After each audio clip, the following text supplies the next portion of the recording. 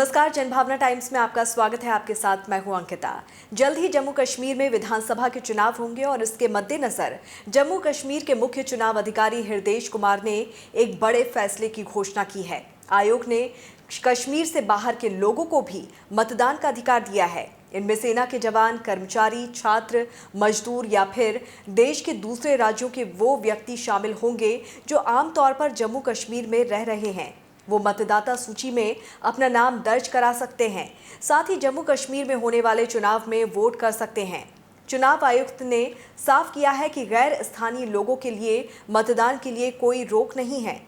उन्होंने कहा कि इससे कोई फर्क नहीं पड़ता कि कोई जम्मू कश्मीर में कितने समय से रह रहा है, गैर स्थानीय जम्मू कश्मीर में रह रहा है या नहीं, इस पर अंतिम फैसला ERO करेगा। यहाँ किराए पर रहने वाले भी मतदान कर सकते हैं। चुनाव आयोग ने कहा कि मतदाता सूची में शामिल होने की एकमात्र शर्त ये है कि व्यक्ति ने अपने मूल राज्य से अपना मतदाता पंजीकरण रद्द कर दिया हो। आयोग के इस फैसले से मतदाता सूची में करीब 20 से 25 लाख नए मतदाता शामिल होंगे। अब इसी आदेश पर अपना विरोध दर्ज करते हुए पीपल्स डेमोक्रेटिक पार्टी की अध्यक्ष महबूबा मुफ्ती ने प्रेस कॉन्फ्रेंस कर बीजेपी पर हमला बोला। बीजेपी पर जमकर निशाना साधते हुए उन्होंने कहा कि जम्मू कश्मीर में लोकतंत्र को खत्म किया जा रहा है। बीजेपी के लिए जम्मू कश्मीर एक प्रयोगशाला बन गया है। महबूबा ने कहा है कि आने वाले विधानसभा चुनाव में मतदान करने के लिए 25 लाख बाहरी मतदाता को शामिल किया गया है। बीजेपी इजराइल और जर्मनी की नीति कश्मीर में लाना चाहती है।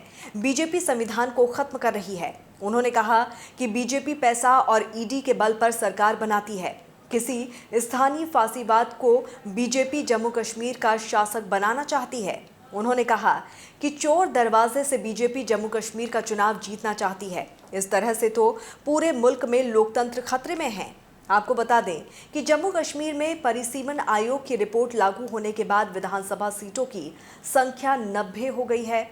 विधानसभा सीटों की संख्या में वृद्धि के साथ मौजूदा मतदाता सूची में व्यापक बदलाव आया है। अब नए ढांचे के अनुसार मतदाता सूची तैयार की जा रही है। पूरे जम्मू कश्मीर में मतदाता सूची तैयार करने की प्रक्रिया चल रही है। हालांकि जम्मू कश्मीर में 15 अगस्त की तैयारियों को देखते हुए इसे रोक दिया गया था। इससे पहले अंतिम मतदाता सूची के प्रकाशन के लिए 31 अक्टूबर की समय सीमा तय की गई थी। हालांकि इसे अब 25 दिनों के लिए बढ़ा दिया गया है।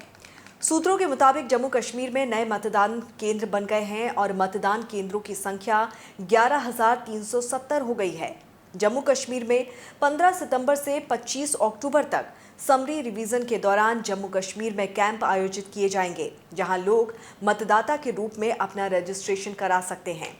वोटर लिस्ट में नाम को आधार कार्ड के जरिए जोड़ा जाएगा। रिपोर्ट के मुताबिक 1 अक्टूबर 2022 से 18 साल या उससे अधिक उम्र वाले लोग अपना नाम मतदाता सूची में शामिल कर सकते हैं।